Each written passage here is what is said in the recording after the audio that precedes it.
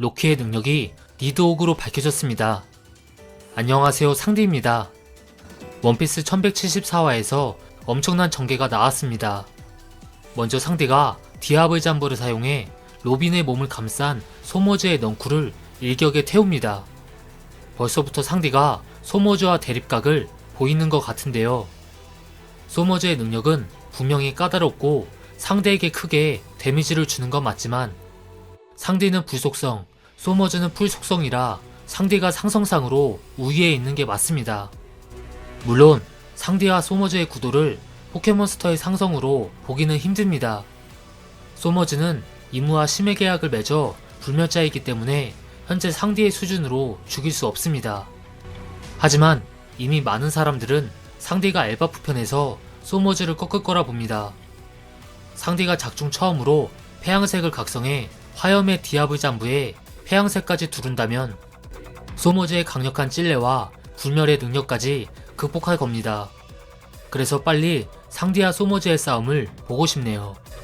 이어 조로는 인질로 잡힌 아이들의 주변의 가시를 멋있게 베어냅니다.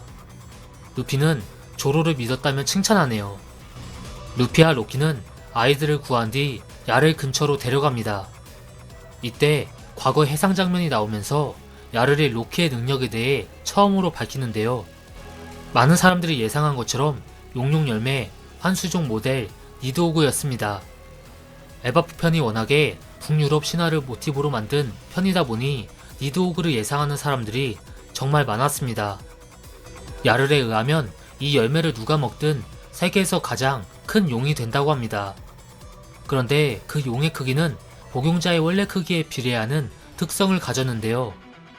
따라서 평범한 인간보다 엄청난 크기를 가진 고대 거인족이 이 열매를 먹었을 때 이 세상에서 진정으로 큰 용이 될 수 있고 이 열매의 진정한 잠재력을 끌어내게 됩니다. 또한 과거 엘바프에 어떤 전쟁의 신이 존재했는데요. 이 전쟁의 신이 니드오그 열매를 먹고 라그니르라는 무기를 휘둘러 태양신과 충돌했다고 합니다. 그리고 이 전쟁의 신에게는 얼음다람쥐 라타토스크라는 충직한 부하도 있었다고 하네요. 이 과거를 보니 전쟁의 신과 태양의 신은 사이가 좋지 않은 것 같습니다. 하지만 현재는 전쟁의 신이라 할 수 있는 로키와 태양의 신이라 할 수 있는 루피가 친한 상태입니다. 과거에는 이 둘이 힘을 합치지 않아 세상을 뒤집지 못했지만 현재는 이 둘이 힘을 합쳐 부패한 세계 정부를 끌어내릴 수 있는 엄청난 힘을 가졌는데요. 분명히 현재 시대가 세계 정부와 이무를 끌어내릴 수 있는 마지막 기회 같습니다. 만약 루피와 로키가 조금이라도 삐끗해 둘 중 한 명이 죽거나 힘을 합치지 못하면 세계 정부를 영영 이길 수 있는 기회가 사라지는 것이죠. 그리고 전설에 따르면 전쟁의 신이 세상을 떠났을 때 라타토스크의 영혼이 망치 속에 깃들었고 그 영혼은 주인의 악마의 열매를 지키며 마침내 그 힘을 차지할 만큼 강하고 자격 있는 후계자가 나타날 때까지 묵묵히 기다렸다고 하는데요. 라타토스크가 오랜 시간 동안 로키가 태어나는 걸 존버했네요. 이어 루피는 소머즈를 상대로 고무고무 던 토르 라이프를 씁니다. 이 기술은 드레스로자 편에서 나온 기술의 기어 피프스 버전이라고 하는데요. 루피의 거대한 주먹이 소머즈의 전신을 강타함과 동시에 강하게 감전시킵니다.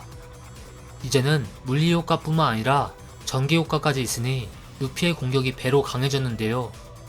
게다가 로키는 번개 능력까지 사용해 킬링엄의 꿈 괴물들을 쓰러뜨립니다.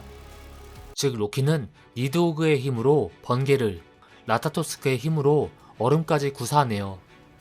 이걸 보니 루피와 로키가 힘을 합치는 게 얼마나 사기적인지 잘 알 수 있습니다. 평균 전투력이 높은 그 거인족마저 신의 기사단은 물론 꿈 괴물도 제대로 제압 못하며 계속해서 당했는데 루피와 로키가 잠깐 공격하는 것만으로 이무 군단에게 괴멸적인 피해를 줬습니다. 옛날에 루피가 이스트블루의 해적들에게 고전한 게 엊그저께 같고 루피가 과연 해군대장을 쓰러뜨릴 수 있을까? 루피는 도대체 언제 강해지지? 라고 생각하면서 루피가 강해지길 바랐는데요.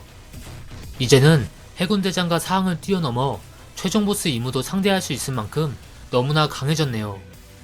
마지막 장면, 성지 마리조아에 있는 이무가 로키의 움직임을 감지하면서 과연 니드오그, 너는 계속 엘바프에 있었구나 라고 의미심장한 말을 합니다. 이무의 멘트로 보아 그는 태양신 니카와 괴수 니드오그를 오랫동안 찾은 것 같습니다. 기억하시겠지만 세계 정부는 태양신 니카 열매를 무려 800년 동안 얻지 못했습니다. 오로성은 마치 악마의 열매가 우리들에게서 도망치는 것 같다며 동물계 열매에는 의지가 깃든다고 했는데요. 니드오그 열매도 그런 의지를 가지고 세계 정부를 피해 숨어있는 것인지 모르겠지만 아무쪼록 두 열매 모두 800년이라는 긴 시간 동안 세계 정부의 손에 넘어가지 않았습니다.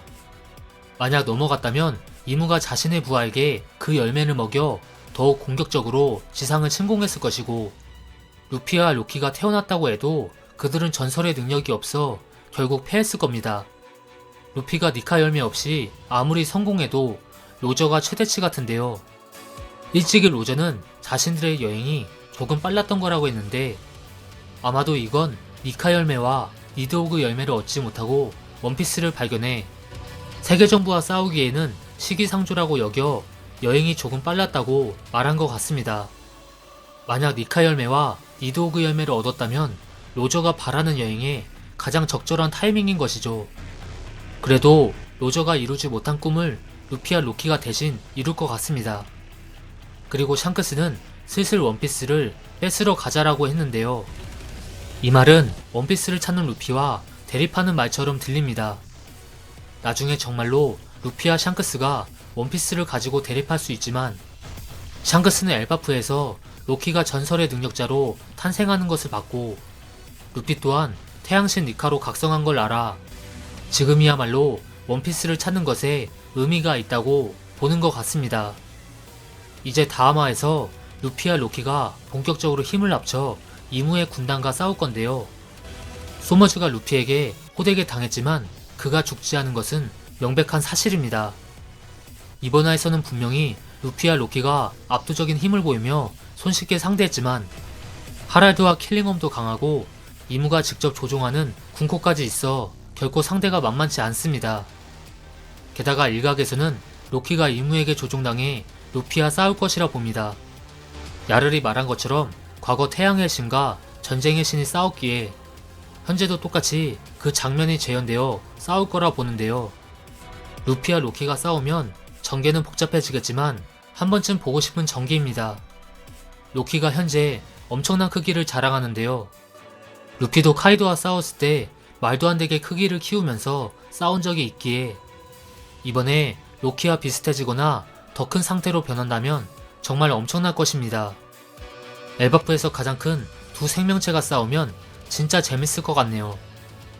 여기까지 원피스 1175화를 살펴봤는데요. 여러분은 다음 화를 어떻게 예상하시나요? 댓글로 의견 남겨주시면 고맙겠습니다.